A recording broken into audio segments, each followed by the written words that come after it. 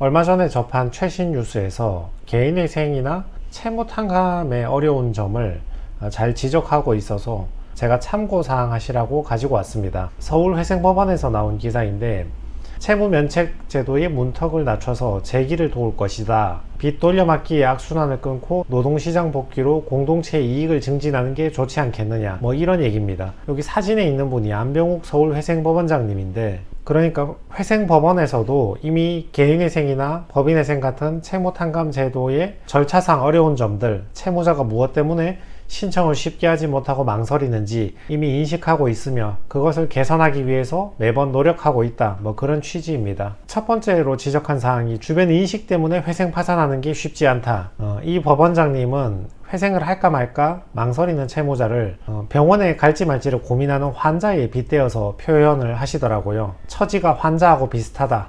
빨리 치료받으면 큰일이 아닌데 병을 키우다가 큰일이 되는 것처럼 회생 파산도 최대한 빨리 서두르는 게 새 출발의 가능성이 높아진다, 그런 취지로 설명하고 있습니다. 법원 통계를 보시더라도 23년 1분기에는 개인회생이 19,800건이었는데 24년 1분기에는 25,000건을 넘었으니까 23년도 개인회생이 폭증했다고 뉴스에서 많이 나왔잖아요. 근데 그렇게 폭증한 거를 받고 30%가 더 늘어났는데 그 30%보다 더 많은 수의 사람들이 회생이나 파산을 신청하지 못하고 법원 앞에서 망설이고 있는 것으로 볼 때 법원 밖의 현실은 더 심각하다. 경제적 낙오자라는 게 채무자 구제의 가장 큰 걸림돌이 아닌가. 근데 이것은 사회 전체에 이롭다는 인식이 확산이 돼야 된다. 특히 20대 같은 경우는 채무 발생 경위가 비투가 많잖아요. 20대가 뭐 자녀가 있는 것도 아니고 주식 코인 연끌해가지고 빚진 경우가 많으니까 사회적 비판이 많죠. 뭐 이런 것도 탕감을 해줘야 되냐. 재기에 성공한 채무자들이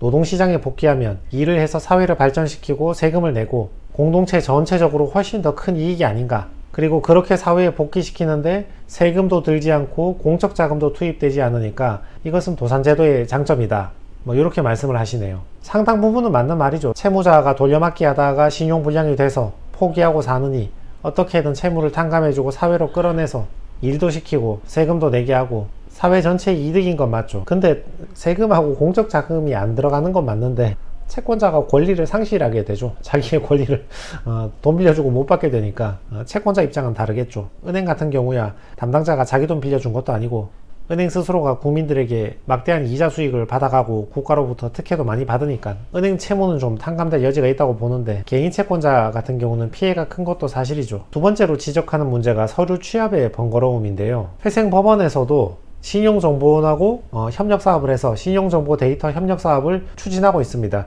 지금은 채무자가 모든 서류를 취합해서 변호사한테 전달하면 변호사가 자료 만들어 가지고 법원에 신청서를 내는 건데, 그렇게 하지 말고 채무자가 발급받지 말고 신용정보원에서 법원으로 자료를 바로 보내주면 될 거 아니냐. 채무자가 준비할 서류의 양이 반의 반으로 줄어들 거니까 모두가 편하지 않냐, 뭐 이런 취지입니다. 여기 왼쪽에 보시면 저게 재판 서류거든요.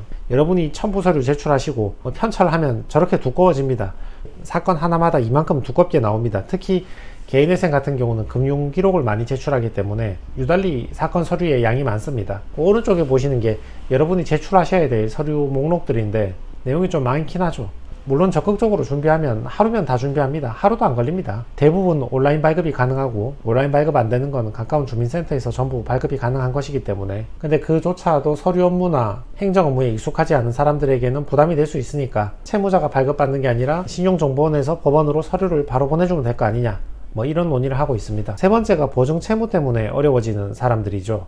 법원 혼자서 할 수 있는 일이 아니잖아요. 국회에서 법률 자체를 개정해 줘야 되는 경우가 많으니까 대표적인 게 연대보증 같은 경우죠. 특히 법인회생, 법인파산 같은 경우에 법인이 돈을 빌릴 때 대표자가 연대보증 계약하는 경우가 많잖아요. 그것 때문에 법인이 사업이 힘들어져서 법인회생이나 파산 가면 대표자도 거의 10중 8구 개인회생이나 개인파산으로 가야 되는 경우가 많이 있죠. 이런 경우에 사업이 실패하면 대표자 개인도 반드시 실패를 해야 되는 연대보증에 부담이 있기 때문에 국회에서 법률 개정까지 해줘야 되지 않는가 문제를 제기하고 있는데, 사실 보시면 연대보증은 거의 다 폐지가 되어 있습니다. 신보, 기보, 은행, 보험사, 카드캐피탈, 저축은행, 상호금융 등등 대부분이 신규대출에서는 연대보증을 폐지했고 책임경영 심사제도, 성실경영 이행각서 이런 걸로 대신하고 있죠. 물론 대부업체나 사채, 개인 채권자, 상거래처 이런 데에서야 자기 마음대로 연대보증을 세우는 경우가 있지만 정상적으로 대출을 받는 금융기관에서는 대부분 연대보증을 폐지했습니다. 아주 예전에 돈을 빌리신 분들도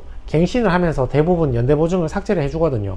삭제 안 된 경우도 가끔 있긴 한 것 같은데 대부분은 2년마다 갱신할 때 연대보증이 제외된 경우가 많이 있습니다. 이게 책임경영 의무 약정 조항인데 연대보증을 왜 세웠습니까? 대표자가 법인 차려가지고 은행 돈 빌려가지고 마음대로 써버리고 난 모르겠다 배째라 법인의 채무지 내 채무냐 이런 경우가 생길 수 있으니까 그걸 대비해서 대표자한테 연대보증을 세웠잖아요. 그러니까 선량한 대표자들이 개인회생 파산까지 해야 되는 경우가 자꾸 늘어나니까 그 대신 책임경영 이행각서 이런 거 서명하게 해서 내가 성실하게 경영하겠다 여기에 대해서 서명을 하고 연대보증은 세우지 않는 이런 정책이죠. 근데 사실 법인 파산 회생 물어보시는 분들한테 굳이 문제를 삼자면 문제가 걸리긴 하거든요. 특히 2번 같은 거. 법인 대표님들 지금 재무제표 열어보시면 재고자산하고 매출채권 미수금 같은 거 현실하고 잘 안 맞잖아요. 받을 돈 없는데 있다고 적어 나갔다거나 재고 없는데 남아있다고 적어 놓은 경우 많이 있잖아요. 3번도 그렇죠. 대놓고 금융기관을 상대로 막 허위에 막 대출을 받겠다 이 정도까지는 아닌데 대출 연장하려다 보면 재무제표나 관련 서류가 조금 사실하고 다르게 작성되는 경우가 있으니까 굳이 따지자면 위변조의 위험이 약간 있긴 하죠. 4번도 문제가 되죠. 4번이 회생 파산에서 말하는 청산가치나 편파변제의 문제잖아요. 회사 돈이 있는데 그걸 내가 가지급금으로 가지고 와서 생활비나 배우자한테 변제해 줘버린다거나 이런 용도로 다 써버린 거야. 아무리 1인 회사라 해도 회사 돈을 대표자가 쓰면 횡령이 되잖아요. 이런 것들이 문제가 되죠. 5번도 마찬가지죠. 사회 행위 저런 게 회생 파산에서 부인권 소송의 형태로 나타나게 되는 거죠. 회생 파산하기 직전에 법인이 가지고 있는 돈을 제3자에게 줘버린다거나 대표자인 내가 가지고 있는 돈을 이혼하면서 배우자한테 다 줘버린다. 이런 문제들이죠. 6번이 용도 사기의 문제잖아요. 사업 자금으로 하기로 했으면 사업 자금에 써야 되는데 다른 데 쓰는 경우가 많이 있단 말이죠. 이건 특히 개인회생 파산에서 자주 일어나는 문제인데 전세 자금이나 생활 자금이나 사업 자금이라고 돈을 빌려놓고 그걸로 주식 코인 해버린다거나 토토 해버린다거나 이런 경우가 많이 있죠. 세금은 면책이 안 되잖아요. 전액 변제해야 되잖아요. 이것의 어려움도 법원은 이미 알고 있습니다. 세금 같은 경우는 100% 변제해야 되는데 심지어는 우선 변제잖아요. 상대적으로 금융기관이나 상거래처 같은 경우는 변제를 조금밖에 못 받게 되죠. 세금이 먼저 받아가니까. 회생법원에서는 조세채권도 회생채권과 동일한 수준으로 제도 개선이 필요하다 이렇게 얘기하고 있죠. 사실 채무자 입장에서는 그 요즘 유행어로 알바노라고 하죠. 금액이 아주 크지만 않으면 자기 할 바는 아니거든요. 왜냐하면 나는 3년 동안 법원에 내는 변제금만 내주면 되는 거고 내가 내는 변제금을 법원이 받아서 세무서를 먼저 주고 그 다음에 은행을 갖다 주니까 은행 입장에서는 피가 거꾸로 솟는 일이죠. 안 그래도 탕감되는 채무를 세무서가 먼저 받아가니까 더 적게 받지만 채무자 입장에서는 내 할 바는 아니잖아요. 나는 내기로 한 변제금 36번만 내면 끝이니까. 대신 세금 금액이 커버리면 채무자까지도 문제가 되는 거죠. 그 세금 채무는 100% 변제해야 되니까 비면책이니까. 그래서 법원에서는 세금 채무도 일반 상거래 채무하고 똑같이 취급하는 게 맞지 않나. 회생법원 혼자서 수정할 수 있는 게 아니고 국회에서 법을 개정까지 해줘야 되는 거니까 아무튼 문제를 느끼고 제도 개선을 위해서 노력하고 있다. 그런 취지인 것 같습니다. 5번째는 법인회생의 경우에 경영권을 상실할 가능성이 있기 때문에 법인회생을 할 동기가 많이 감소된다. 이 문제를 제기하는데 법인회생을 할 때 대표자들이 제일 많이 고민하는 부분이 이 부분이죠. 채무가 감축되고 채권자가 경영권을 가져가 버리면 법인회생을 할 이유가 없잖아요. 그냥 부도내서 망하게 하나 죽도록 법인회생 절차 다 거쳐서 살려가지고 경영권 남주나 어차피 내 거 아닌 건 똑같은데. 그러니까 대표자 입장에서는 유인 동기가 많이 줄어들죠. 그것 때문에 실제로 지금 법인회생을 하면 법인회생의 관리인은 기존의 대표자를 그대로 선임하는 경우가 많이 있거든요. 뉴스 보시면 경영권을 유지하느냐 못하느냐 저기에 대해서 말이 많잖아요. 돈 빌려준 은행들이나 채권단이 채무가 감축이 되잖아요. 내가 받을 돈이 100이 있는데 40밖에 못 받는 거야. 그럼 60은 어떻게 할 것이냐. 여기에 대해서 저 회사가 출자 전환을 해서 60에 상응하는 주식을 주는 거죠. 이렇게 되면 기존의 대주주는 경영권을 상실할 가능성이 있지 않느냐. 여기에 대해서 걱정이 많죠. 법원은 그것 때문에 경영권을 상실하면 살릴 수 있는 회사인데 회생을 할 동기가 줄어드니까 오히려 살리지 않고 내버려두고 부도내버리는 경우가 있는 것 같다.